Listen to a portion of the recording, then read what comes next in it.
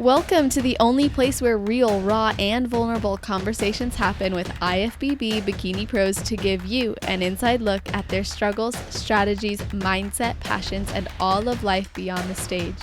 This podcast is made to inspire, motivate, and remind competitors and the average gym goer that even the most extreme lifestyles and elite athletes have their ups and downs. Thank you so much for tuning in today. I'm your host, Celeste Rains-Turk, and now it's time for the Confessions of a Bikini Pro podcast.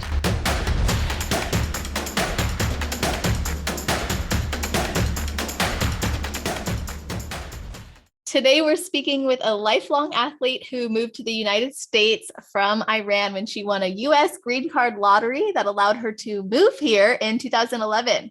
She joined a Gold Gym in Virginia and committed to doing a show in April 2015, where she got first place and felt inspired to compete in national shows up until 2018, when she made history and earned her IFBB Pro card and became the first Iranian and Persian professional bikini female athlete. She has earned her IFBB Pro card, or her first championship as an IFBB Pro in 2019, and she was invited to the Arnold in 2020. She got her bachelor's degree in computer science engineering and went on to pursue her career in fitness, as she was a swim coach, rowing referee, and personal trainer before that. And for the last decade, this athlete has been able to use her skills to coach individuals from all over the world with her platform to build a strong community and spread empowerment and love, while representing what is possible for women from her country, with 19 IFBB Pro shows under her belt and a full season ahead in 2022, which I'm so excited to witness. So welcome to the show, Mahsa Akbarimehr. How are you doing? I'm great. Thank you so much for having me. It's been a long time. I've been wanting to do this episode with you since I got my pro card. So I'm glad we're finally talking. Finally. Yes. Me too. I'm so happy. And I think everyone who has requested you, I'm like, I'm working on it. I'm so excited to have her. I know it'll happen. And so I'm sure there's people listening right now like, yes, finally, this is awesome. Thank you so much. Thank you. Yeah, of course. And I'm not going to lie. I was watching so many interviews to try to figure out. And I watched this one you did with, I believe it was, I don't remember now, but you kept pronouncing your name and I was like, I'm going to study this, try to get it right. So hopefully I did. So good. Yes. My last name, you pronounced it even perfectly. Woo! Yay. Okay, cool. I was like practicing yesterday and this morning, like crazy. But anyway, I'm very excited to have you on as well. And as you know, I got to ask if there's anything you do or think about right before your heel hits the stage. I always remind myself, just every little pointers that's gonna help me, of course, with my posing. I know we've all practiced so much and that's our moment. So I always remind myself that this is your moment. This is your moment to shine. So do your best and be you. And of course, just little details that I tell my clients. I of course remind myself too, with my walk, with how I art, how I present myself, standing tall, smiling, all those little things. I make sure my hair is, done properly, or my suit is being adjusted perfectly. Just all those little details, I remind myself ahead. And once I really hit the stage, once I walking, it just all happens. It just all flows together. So it's my time and all is gonna come together. I love that. I wish I knew a lot of that sooner in my competing career personally, because there was a show last year I did, or I'm sorry, 2 years, well, 2020, but by the time people hear this, it'll be further. But I didn't brush out my hair before going on stage, and the pictures, like my physique was great, but my pictures were not. And I was so embarrassed. I was like, how did I not do that? So I love that advice as well of just making sure. It's happened to all of us. I was doing this actually just this past shows, like a month ago in Florida. I did a show and my hair was perfect in the morning, but the weather was just like so humid. So my hair was curly in the morning. And once I hit the stage, my hair was just like not good. So me looking at my pictures, yeah, it bothers me. I mean, it happens a lot of times. because there are things, there are factors you can't really predict, and there are other things you need to pay more attention to. But it happens sometimes. There's nothing we can do, but like the weather, things that can go wrong. So we just hope for the best. And Yes. yeah. I've always thought about that with shows in like places where it ends up raining or it ends up being really hot. I'm like, oh my gosh, our tans. And yeah, that always freaks me out. I know. So you just mentioned posing coaching, and I did want to ask you a couple questions regarding posing coaching, which is, how do you approach it now with your clients? Yes, I think posing is very individual. So before anything, I always tell my clients, you have to have your character. So once you hit the stage, you have to be you. You can't act like you're somebody else. Of course, you want to have your own character. You don't want to bring that. If you're shy, you don't want to, of course, be shy on the stage. So as a posing coach, you have to bring that confidence, and you have to show your clients how they can bloom, how they can be better, and how they can express themselves with their own character on stage. So that's the main thing. That's really important. I want them to, even for myself, I can't be some other athlete. I want to have my own character. It shows in my face, it shows in my smile, it shows in my moves. So that's really important. And everybody's physique is different, so you cannot have the same front pose or back pose as the exact different person. So you just need to make sure leading to the stage time, with the differences your body is making, you make proper adjustments. So that's also really important. So you always have to be in tune with your body and with your coach to find that good angles, the right approach with every single movements you're making. Yeah, no, that's a good point. And something I think can be difficult is remembering those angles, especially if you change them so close to your show. So do you have any advice for people to like learn how their body feels in those poses, or kind of get used to the changes?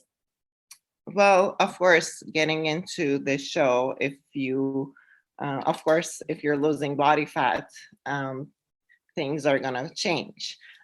So even sometimes a day before the show, you need to make sure, like, make adjustments. For example, in your front pose, like see different angles in your feet placement, or how you're arching yourself, how you're standing, and things can go different. For example, like if you're placing your foot towards the front, your pose can look differently as you're angling your foot differently. So depending on how your body is looking, things can get changed. So if you don't have the eye, it's always good to have a posing coach to teach you that, to find that right pose for you, and to help you to bring your best to the stage.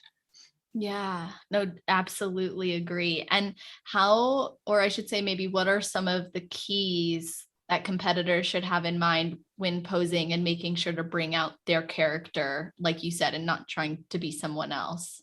Of course, practicing so much, practicing on a daily. There is always room to get better and to improve.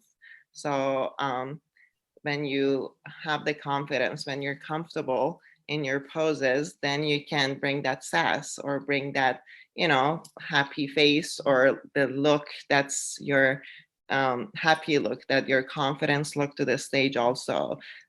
So if you have a show in mind you want to do, don't be like that person that, like, okay, I'm going to start posing 12 weeks out, or I'm going to start posing 8 weeks out.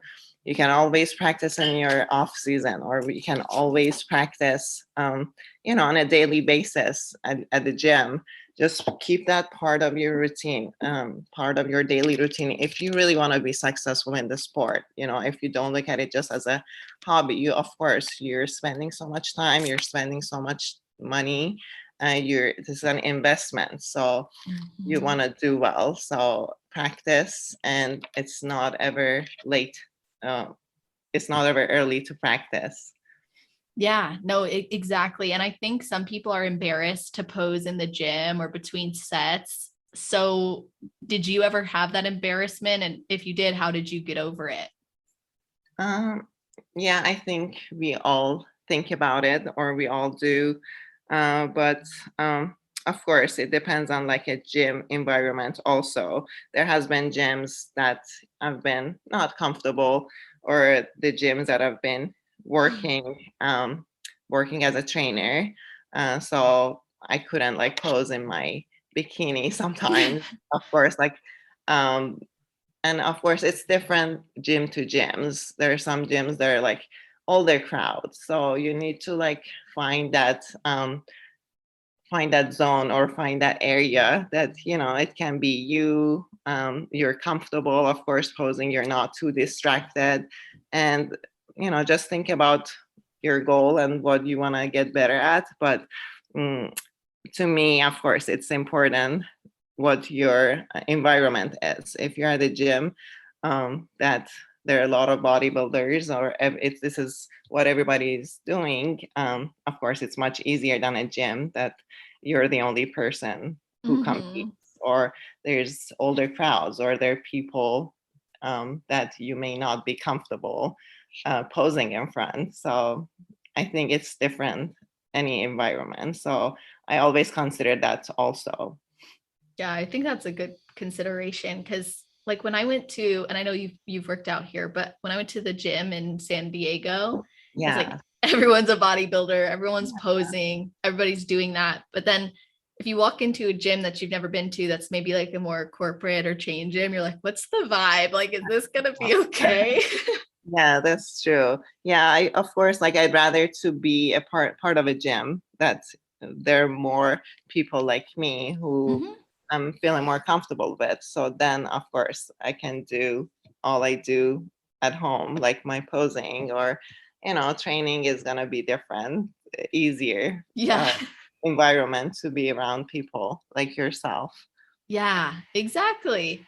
So on the subject of, overcoming embarrassment with posing and just some posing tips, I was hoping that you might be able to share some things that you wish you knew sooner in your competing journey that has made a big difference for you. Mm, I was actually I think about this a lot of times. Hmm.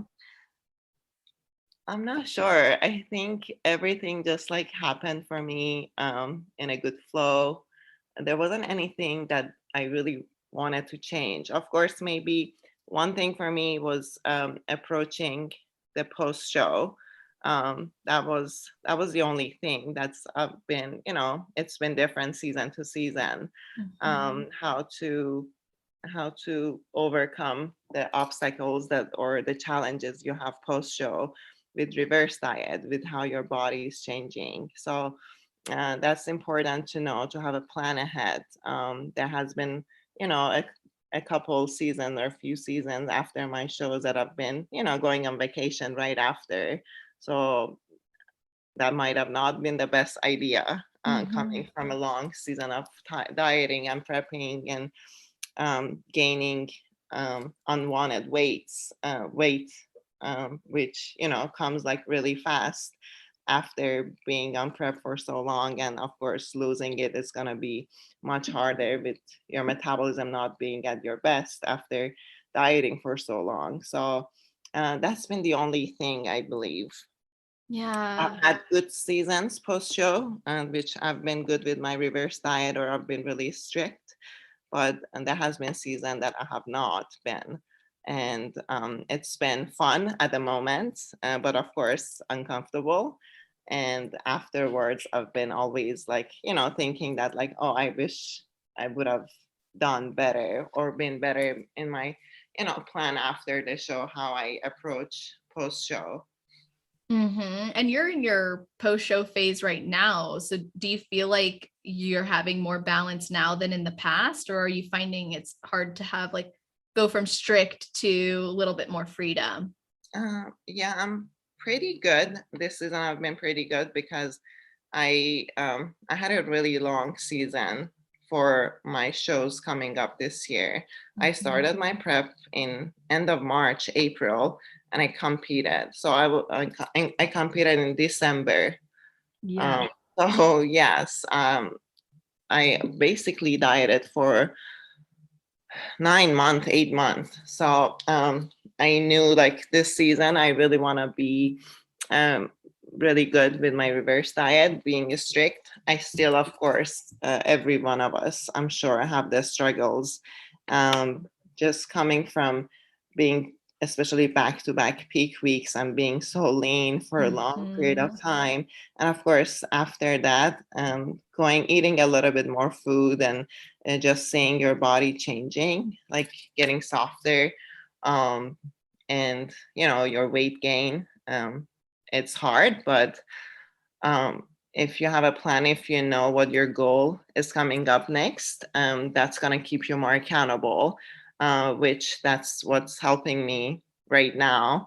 I know I have, more goals coming up. So I'm really in tune with my body. I have a plan this time. I still check in every couple of days, every 3 days, with myself, my coach.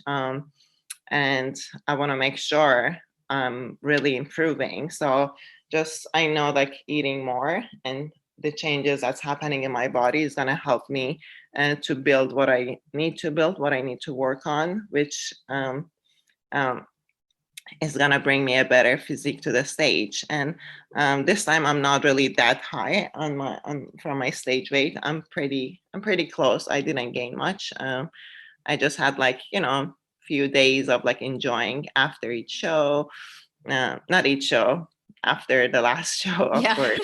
Yeah, of course, I enjoy always. I'm not that person who eats a salad right after my show.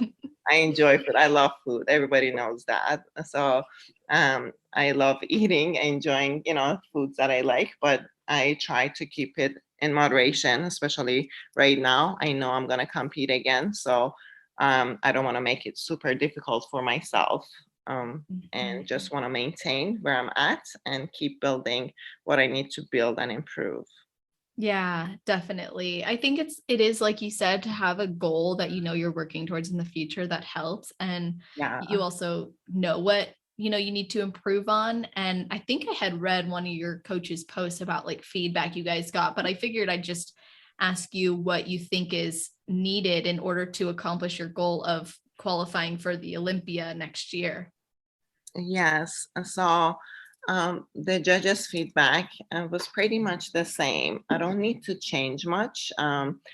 Just I might need to have a little bit more pop and a little bit more muscle, my lower body, which and this has changed over the Mhm. years. I needed to downsize last couple Yeah, years. that's what I thought. Yeah, because my glutes were overpowering. So, my focus this past year was like to get a smaller and upper body and lower body. And that's why my dieting was so long. And I didn't train upper body and lower body how I wanted to for some time, which was really challenging because I love training hard and I train Mhm. 5, 6 times a week religiously for the past many years. So, yeah, this was challenging, but for the new season I just need to probably like have be a couple more pounds heavier than what I hit the stage this time.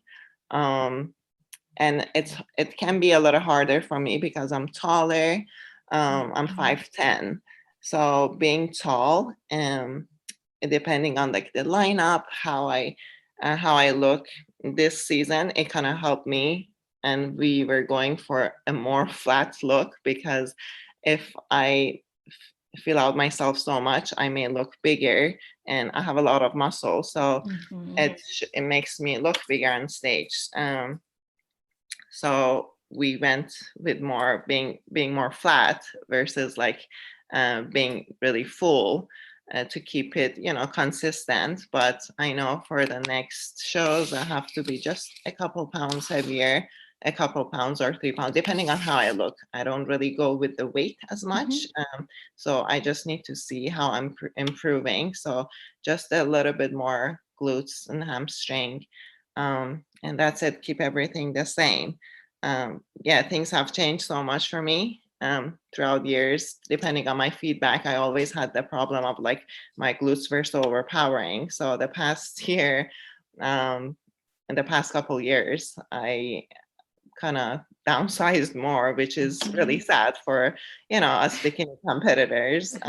That's what I love in training, and I train really hard. So it was a challenge, but yeah, this season, I mean, I'm happy with this feedback. I love training it. So Yeah. yeah, I'm going with, you know, harder sessions, and I train how I like to train. That's awesome. So the last year you had to downsize and you didn't get to train the way that you like to, which was difficult. But this year, knowing you need to bring a bit more size, you've been able to transition back to the harder training that you were doing. Yeah, the past couple years, I mean, of course, most of the times I go how I like to train, but it's been different throughout month, because in March last year, I mean, this March that passed, March 2021, I competed in a strong lifting competition, which was for glute squat.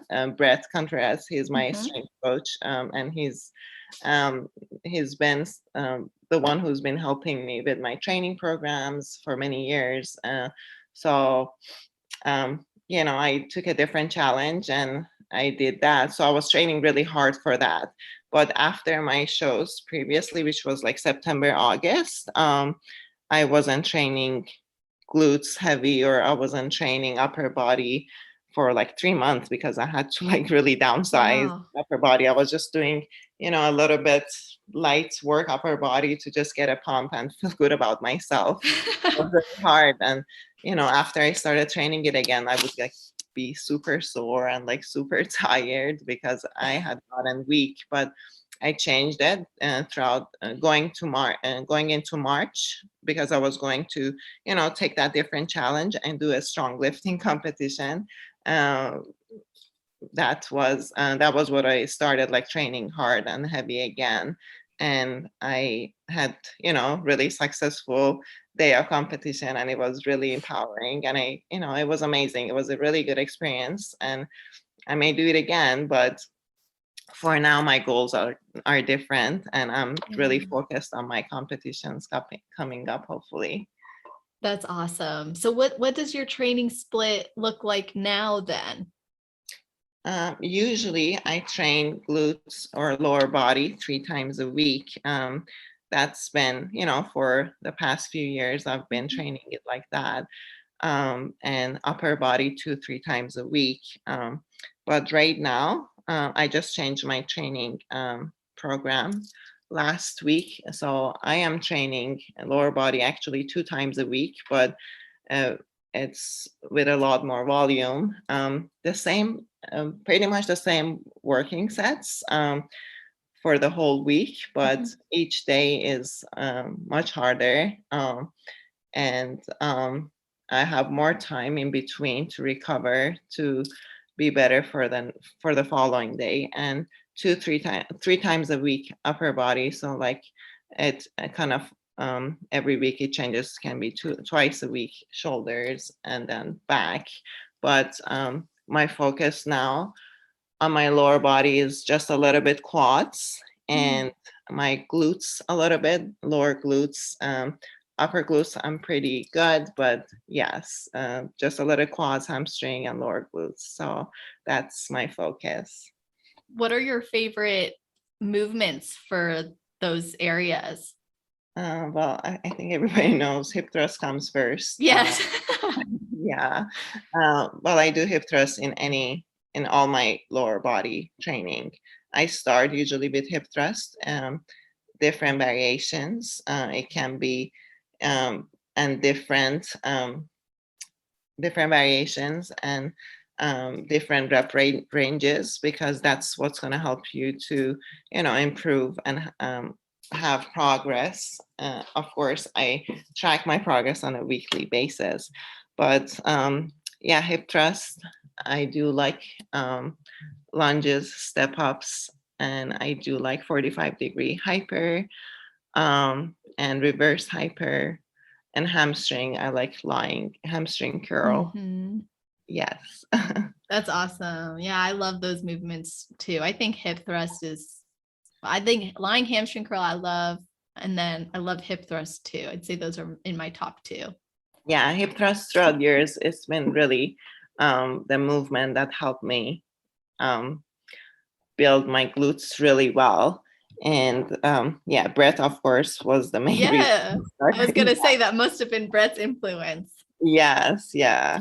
I mean, I was following him for many years, and then I started training with him when when he moved to San Diego. So I was in San Diego too. So since then, that was like my main focus, and I've been, religiously training glutes and like doing hip thrust every glute session since then. That's amazing. No wonder you're so strong too. Thank you. You're welcome. Yeah, of course.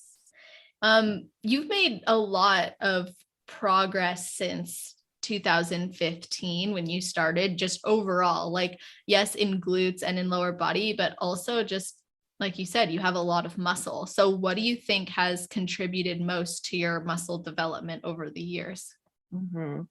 Well, I think having an athletic background, I Mm, grew up as an athlete. It's been years that I've been training. I started my training even before 2015. I was training for years. And of course, having good genetics. I think training properly, starting um, competing in bikini, and having more focus on like what I should improve, what I should train. It helped me to know, okay, I have really good genetics. Because sometimes you're not training properly and you think you don't have good genetics, but you actually do. You're just not um, investing the time and investing the proper training into your body. So you do not realize it even after years of years of competing or doing things. And of course, being consistent with my training.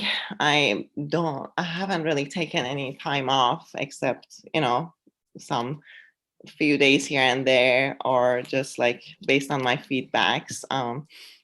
And just being really consistent at the gym, focusing on progressive overload and having progress throughout years in my lifts, in the weights I've been lifting, and of course my nutrition, how I eat. There has been times, a lot of competitors are afraid of gaining weight after competition.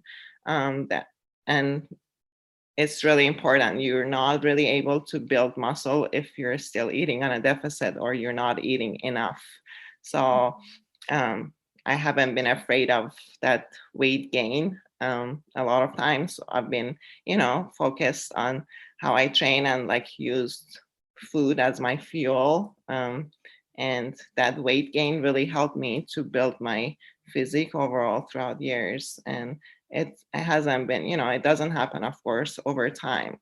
It's taken me years, and people need to realize that it's not something that you can build in 1 year or 2 years. Of course, the first couple years, depending on your genetic, it can be faster because you haven't trained before. So but after a few years it might be a little harder. So it's just the matter of like you being consistent, having the right approach and doing the right things. It's really going to help you to build your physique, and that's what really helped me to build it. yeah, like consistency in training, willingness to eat more food, and making sure that the training you were doing was actually beneficial and intentional, not just going through the motions. Yes, exactly. So, what inspired you to compete year after year since you started? um, I mean, I really enjoy that, and just like the fact of like me improving every year and just getting better, and knowing that I can bring a better physique to the stage. That was one thing, and the other thing, I really got good feedback from everyone, from especially people from my country, that, I was their motivator, and just inspiring a lot of people and getting good feedback. That was another thing that really helped me going, and just knowing that you have positive impact in many of girls or people's lives, and they see you. So that was another main reason, and I still enjoy it. So that's why I've been doing it year after year. Yeah, that's really amazing. And I would love if you could talk about that inspiration more, because you were the first Persian and first Iranian female bikini pro. Like, what is your hope as the person representing that? Like, what's your hope for other women?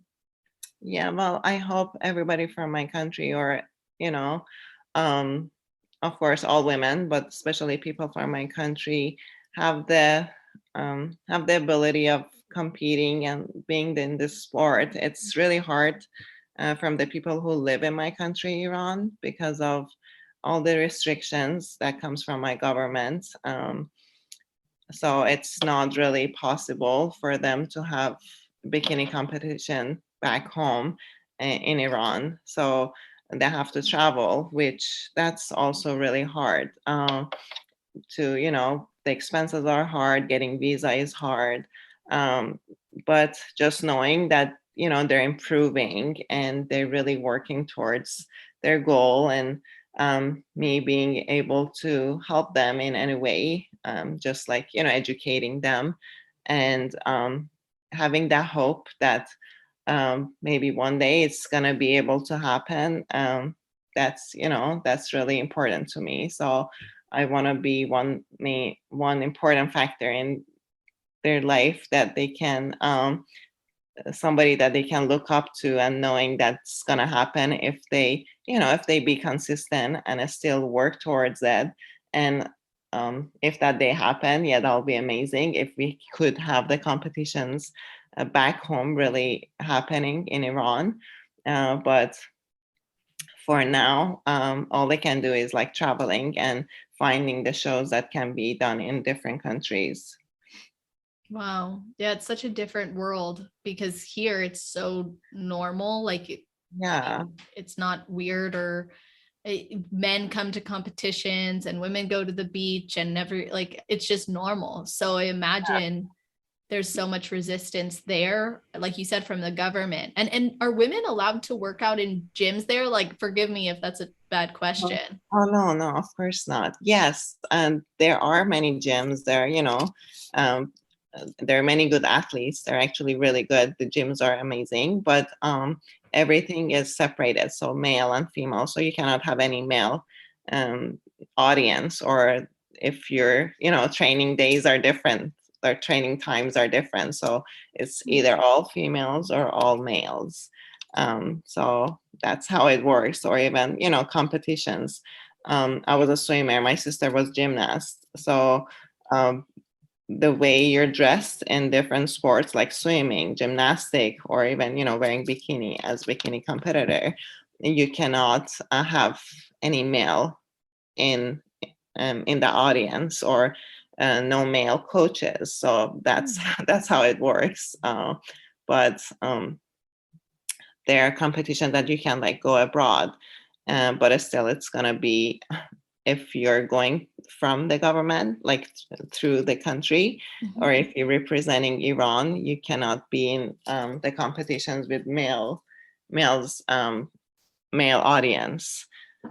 So that's the difference, and it's really sad because there are many good talents. They're really good genetics, and they can be really good. But it's sad. Even me, like me growing up, we always competed. We did all these sports, but then we couldn't have even our dad in our competition watching us. So that was really sad, and really such an unfortunate thing.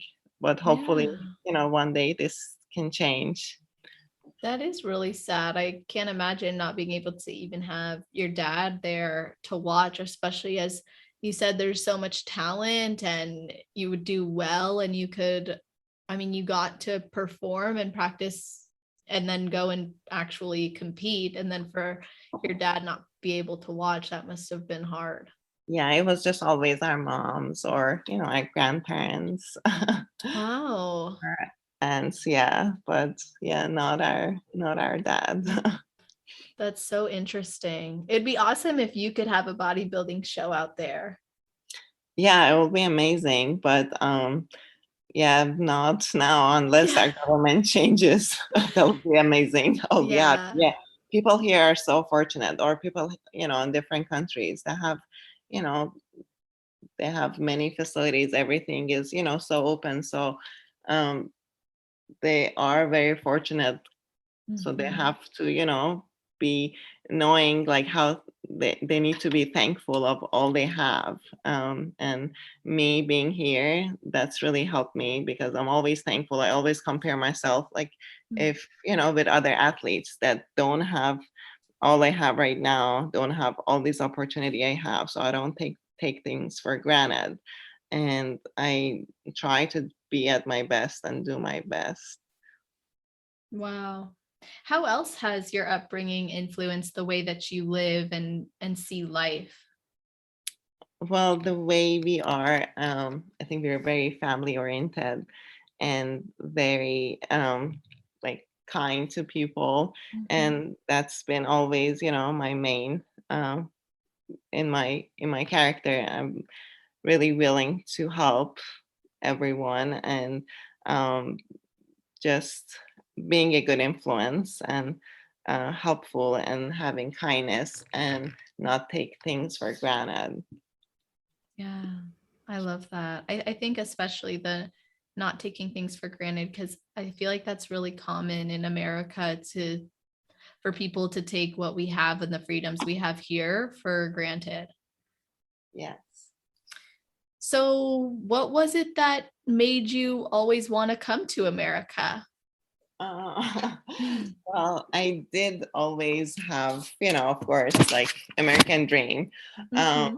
I always wanted to come. I had family living in the States, and my aunt lived in the States. So just growing up, watching TV shows or, music videos, having your favorite bands. So that was, and like, of course, living in a community in Iran with a government that was like so different. Um, it was just something everybody, dreams for. But just being around your family and having your family around you, that's one thing that like keeps a lot of people away from like, moving to different countries. And of course, it's really hard process. Um, so yeah, that was like one of the things that I always wanted to um, move at some point, and or at least just experience living, in a different country. Um, I wasn't thinking that it's going to be in the States. I always hoped for it, but since the process was really, really hard and it would have taken years, I first applied to go to Australia because that's where my sister moved first. So during the process, like everything was almost done. I was going through the process of like immigrating to Australia. Um, I got the news that I got the lottery. I won the lottery for the green card to come to the States, which was, it's just 1 in a million chance. Like it's really hard, and Wow. that was just like my luck, and it happened. It took, some time to go through the process, but yeah, I couldn't believe it, but it did happen to me, and I was able to move to the States, and yeah, here I am. It's been 10 years. It's amazing. How does the green card lottery work? So basically, you apply. I don't know if it's still going on right now, Okay. but how it worked back then, or I know like even past few years, is still, I know people who won the green card. You apply on the website. It happens every year. I remember it was like during September, October was the time that you register, and you just wait. And um, it's I don't know how many people they pick, but it's not too many people. out of all the applicants. And yeah, you get the announcement, and you go through the interviews, and of course, like fees. They want to make sure when you move to the States, you have the um, you're stable, you're gonna have you're gonna be able to have a job or a place to live. And so those are other factors. And of course, you have to go through interview. I did my interview. We don't have a US embassy back home in Iran because, of course, again, because of the government issues. But I went for my interview to Dubai, and I did my interview in Abu Dhabi, and it took me one full year Wow. to go through the process. But yeah, I had my green card, and after the green card, it took me 5 years, which is common. After 5 years, you do your citizenship test and process, and then you become a US citizen. Yeah, it was something I never thought it would happen to me. And I didn't even apply for it myself. We did it being kids because my aunts lived in the States. So Wow. we always wanted to, but our parents or my mom did our application every year after year. But when I was, in my 20s, this happened to me, and it was amazing. Yeah. I remember always the news that we heard the news from my aunt calling us. It was like 3 a.m. in the morning. And yeah, she said, like, I got a letter and you won the green card. So that was something that happened, and it's been amazing since then, just living here. Do you feel like you're living the American dream? Yes, I have. I have That's done awesome. so many things that I never thought I would do. I never thought I would do bikini competition, or Mm-hmm. um, just to be where I'm at. Like, comparing me where I'm today, doing what I do now. If I was back home, I would have never been able to, live how I'm living right now, or just having this much of freedom and opportunity. We don't have that back in the country. So um, it's awesome that I was able to, live that life. Yeah, that's amazing. I'm really appreciative of you sharing your story and giving us some insight in that.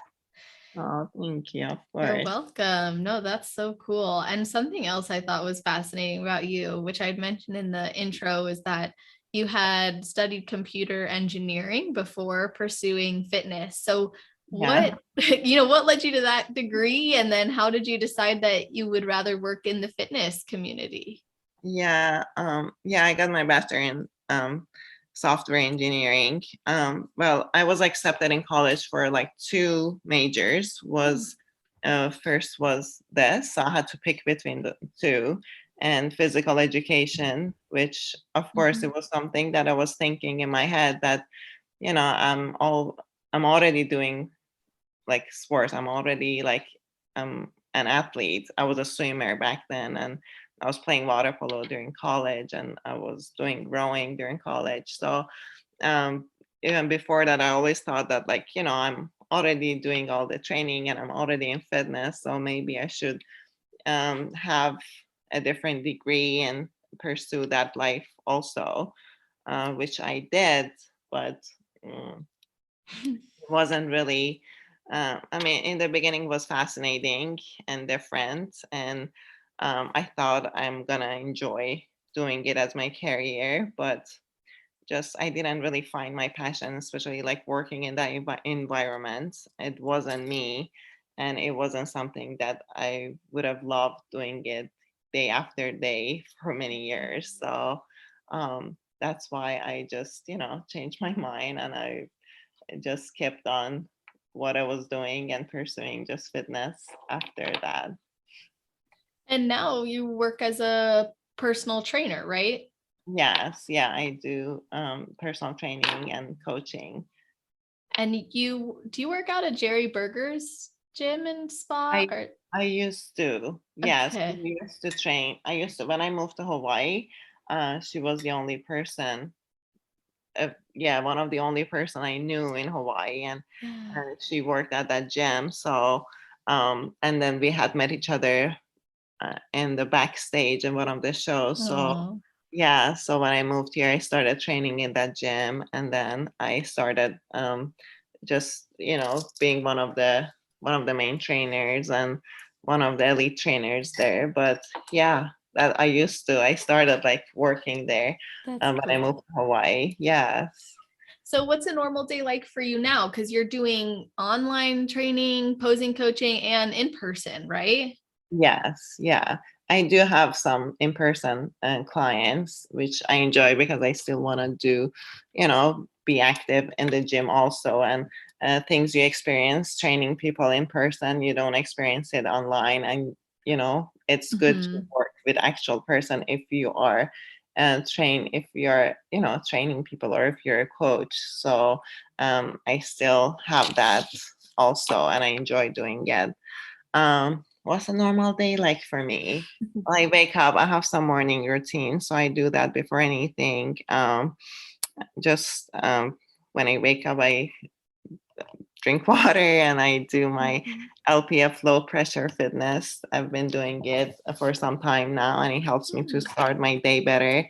And drinking coffee, and then I just checking emails, and like if I have posing clients or client check-ins in the morning, I do that.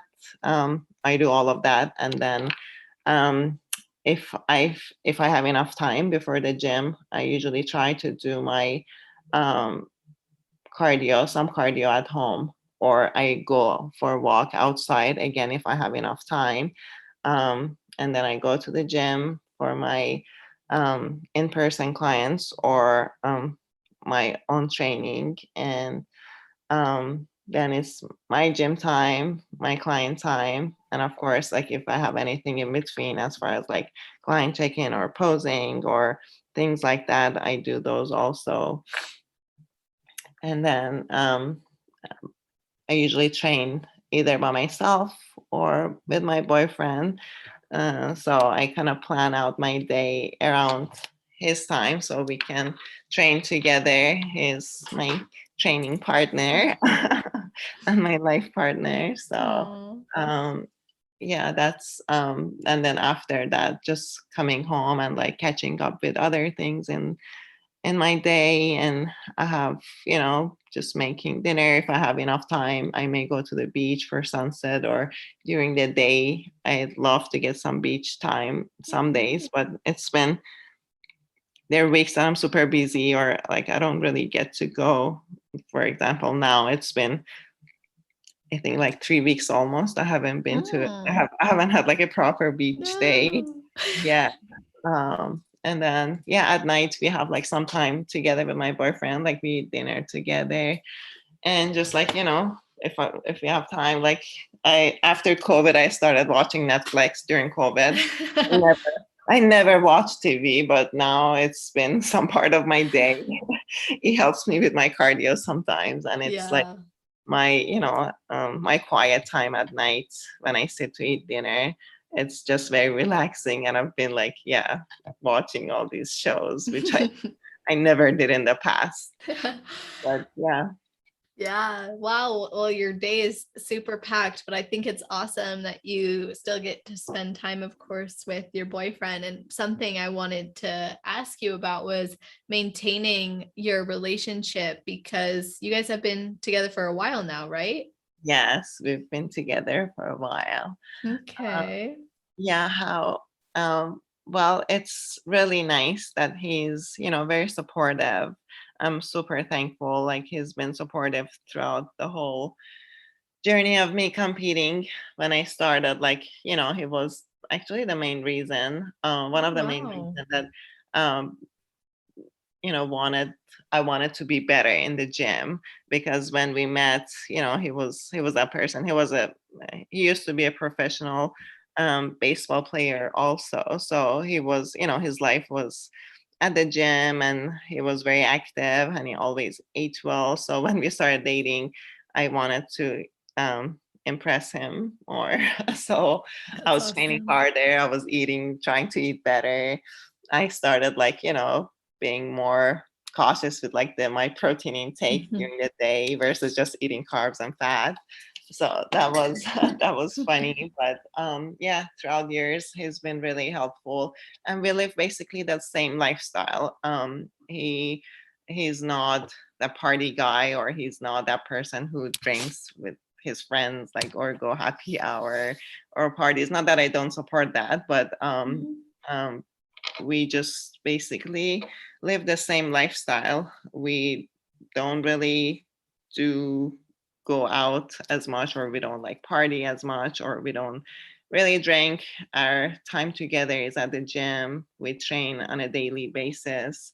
He eats well, of course, like he has his, yummy food he eats all the time, but for the most part, we eat the same food, or we share the same lifestyle, and that's really helpful. And he's very secure, and he doesn't have any insecurity. So that's another thing that's been really helpful. And he's very supportive, uh, just throughout, my competitions, or um, helping me through, sometimes my moods, or but for the most part, I think I'm really good too. I'm not that person, like, except some days, not that person. Like, I'm not, super moody, or we don't have really bad fights. Like, we've never had.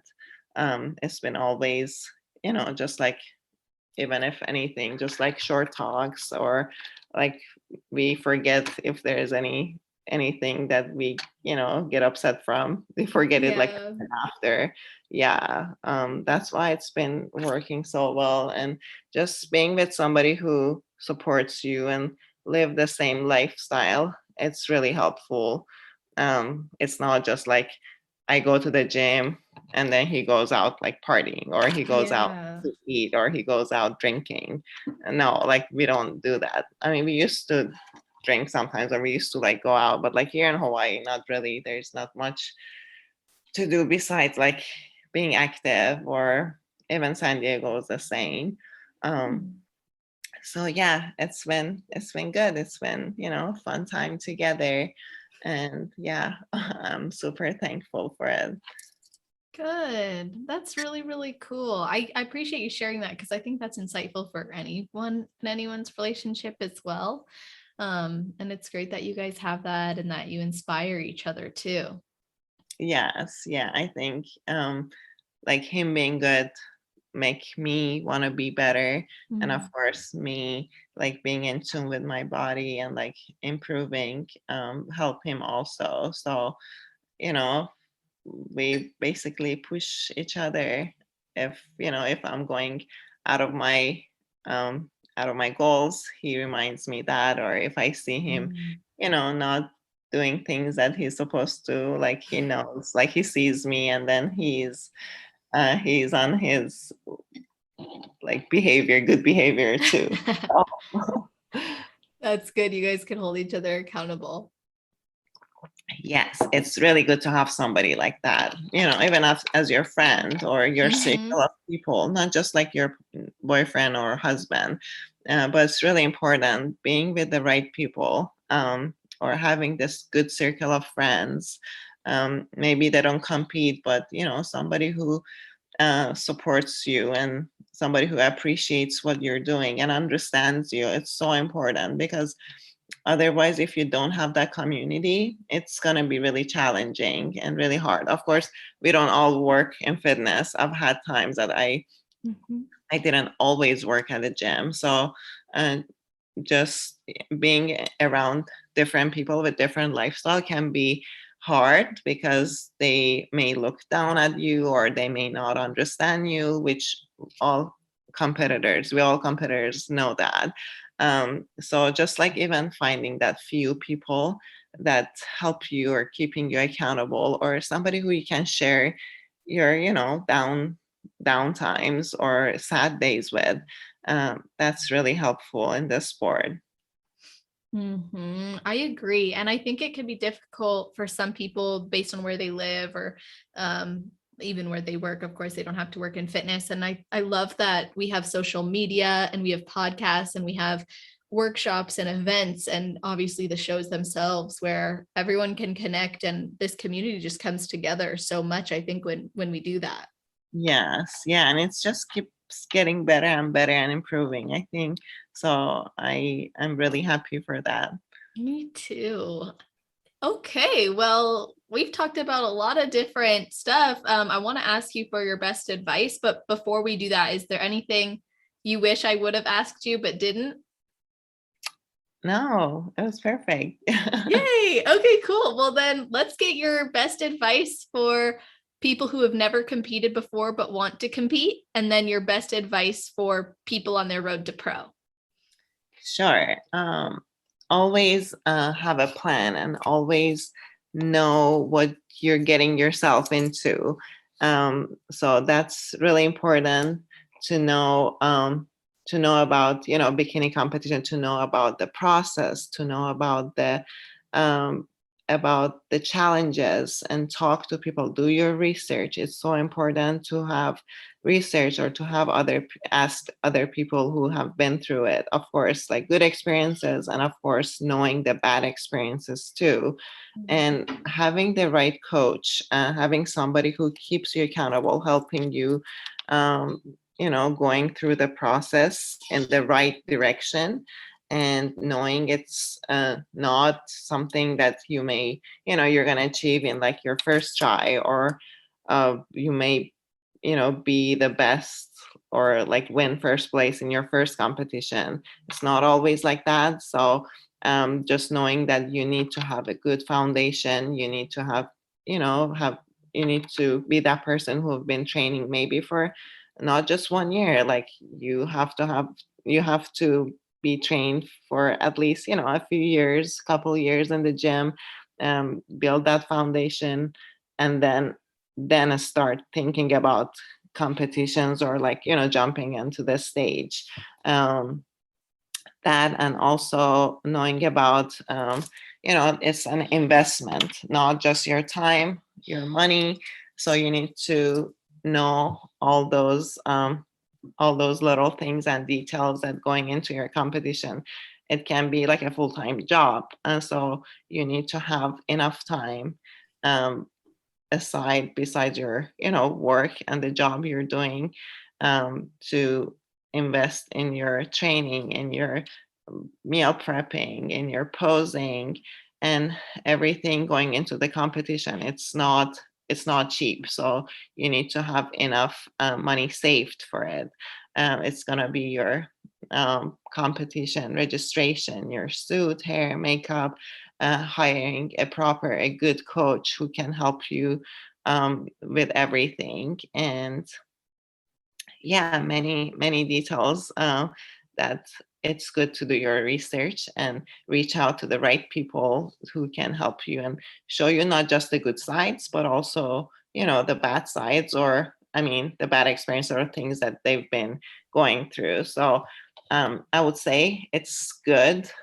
Competitions are good, like being in a suit and bringing your best body. It's amazing, it's very rewarding, but you should know that it may not be for everyone. So you need to be very strong mentally, and of course you need to have had spent enough time in the gym to have a good foundation to start thinking about doing shows. So that's as far as somebody who has never competed before. But for the girls who wanting to go pro, um, just knowing that going into national shows can be really challenging. It's a hard battle. Um, there's not just going to be girls who they're going to be girls who have probably competed for many years. They've done maybe many competitions, or they've been maybe training for many years. So um, everybody has to have the expectations of um, that there's always somebody better than them they can show up. So it's good always to go with the mindset of winning. It's good to have that confidence in yourself, do your best, and bringing your best to the stage, but always remind yourself, or don't be shocked if you fall into third call outs. Let that experience help you to be better for the next time. Or if you need to take time off, take time off. Don't go from one national show to the other if you know you don't have enough time to improve. And of course, like getting feedbacks from judges is so important, and getting feedbacks from your coach. Just know that you're with the right person, and you're with the right person with the right guidance, good coach, good posing coach. A lot of times, your physique is amazing, but you're not posing properly, or you miss every detail, like coming from your suit, hair, makeup. Those are really important. So being a pro, you need to act like a pro. You need to know that it's not just about that stage. Now you got your pro card. If you got it, what's going to come up next? You're going to go even with a harder battle. So you need to have that mindset of a pro to compete with other IFBB pros on a pro stage who have been in the sport for many years. So yeah, that's I think some little part of being a pro, and the challenges they have to go through. That was amazing advice. Everything that you just shared, from those who have never competed for but want to, and the ones on the road to pro. I love that. And as you were talking, I was like, she sounds like a really good older sister who has your back and wants you to do well, but keep it real. It's really good, like, because I see a lot of competitors. Of course, they look amazing. They work really hard, and they tell themselves like, oh, okay, I'm gonna go to this show. I'm gonna get my pro card. This is my time. Of course, like, we all want that to be our time. But it's really hard. It's not just like that one person. There's so many people just like them who have worked as hard. And they get so disappointed after. I just don't like that disappointment. And it disappoints me, like, seeing them being disappointed. So I always, tell everyone, if you're going to a national show, just do your best, but there are things that it's, out of your hand. There are other people can have, better genetics, or they may have worked for longer than you. So just go do your best, but take it as a learning experience if you don't do well. And if you need to take time off and improve, and know that, if you are going to the stage, this is going to be a better physique, something that's going to wow everyone. And, like, you've made proper improvements. I did a national show myself, and I took one full year off after that. I placed seventh in my first national show. I got first call, but I placed seventh in my first national show. And then I didn't do any shows after that. I got feedback. I worked really hard, and I took every training day as just something that I knew, like, what my next goal is. And then after 1 year, I think I just did like one local show to be qualified. And then I did my second national show. And then that's when I got my pro card. So don't be afraid of taking time off. And, but if you need to just like make little changes or little improvements, yes, then go back to back shows, which, if you don't need to make like huge physique changes. So yeah, that's one thing. That's the hype I needed.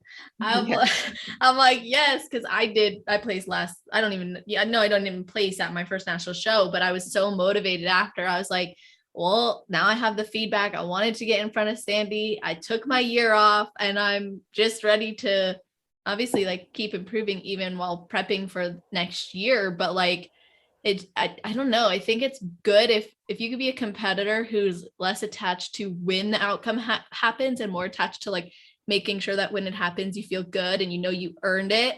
Like Yeah. that's so much more rewarding. Yeah, exactly.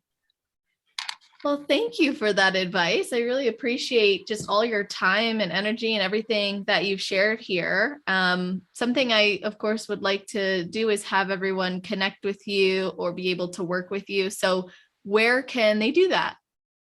They can always email me. My website right now is under the constructions. So yeah, for the new year, it's going to be launched again. But yeah, for now, they can all email me and I'm always available to, email back and talk to them. Awesome. And if you could send me your website link, because I think this episode, I'm launching it the last Friday of January. I'll put it in our show notes too. Okay, sure, absolutely. That'd be awesome. Okay, cool. So I'm going to put your Instagram, I'll put your email, and I'll put the website in the show notes page. You guys, that's always at celestial.fit/podcast. If you're listening first thing on Friday, just find it at the top of the page. If you're listening in the future, scroll down to the category section. It's going to be alphabetized and you'll be able to find all the show notes, episode timestamps. So if there's something you want to re-listen to from the episode, you'll be able to find it in the future. And of course, summary of everything covered too. So you could share it with other people. And if they ask what it's about, you know what to tell them. Otherwise, thank you guys so much for listening to this episode and for tuning in. I always appreciate when you tag myself and the athletes as you listen. I know it means a lot to them too. So we would appreciate that. And Mahsa, thank you so much for coming on. Of course. Thank you so much for having me. I had a great time talking to you and connecting with everyone. Oh, me too. I really, really appreciate you. And I hope that you all have an amazing rest of your day, night, or morning, wherever you are in the world while you're listening to this episode.